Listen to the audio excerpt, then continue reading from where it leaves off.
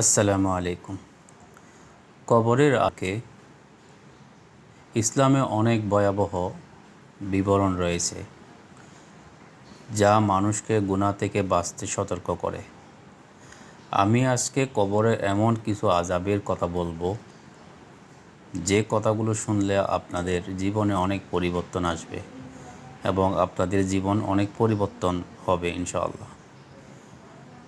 রাসূলুল্লাহ সাল্লাল্লাহু আলাইহি ওয়াসাল্লাম বলেন, যদি কেউ কবরের আযাব থেকে রক্ষা পায় তবে সায়েদ ইবনে মুআজ রাদিয়াল্লাহু তাআলা পেতেন, কিন্তু তাকেও কবরের আযাবের চাপ থেকে মুক্তি দেওয়া হয়নি।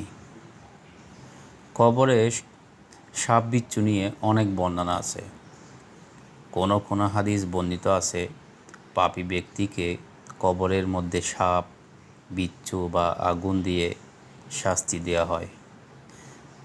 যেমন তার কবরের মধ্যে এমন সাপ পাঠানো হবে যা যদি একটি পাহাড়ের উপর ছেড়ে দেওয়া হয় তাহলে সেটাও গলে যাবে।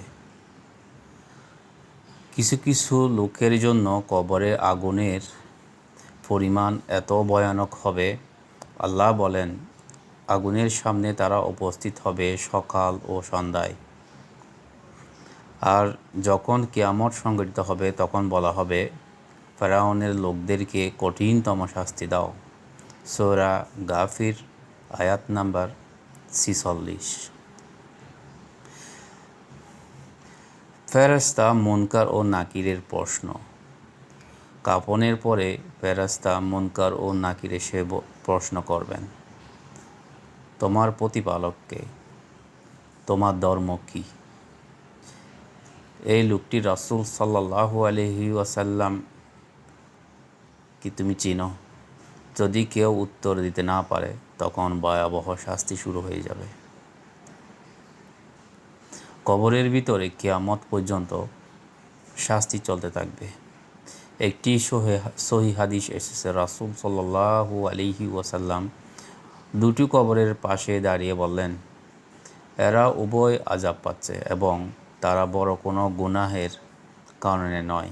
একজন ছগলখোরের করাত করত, আরেকজন প্রস্রাব থেকে ভালোভাবে পরিশুদ্ধ হতো না। সহিহ বুখারী। ছগলখোর বলতে এখানে আমরা কথায় কথায় যখন আরেকজনের গীবত করি ওটিকেই ছগলখোর হিসেবে বর্ণনা করা হয়েছে। আমরা এখান থেকে শিক্ষা নিতে পারি যে কখনোই ছগলখোরি বা আরেকজনের গীবত বা পরনিন্দা কখনোই করব না। এই বর্ণনাগুলো আমাদের জন্য বড় একটি সতর্কবার্তা।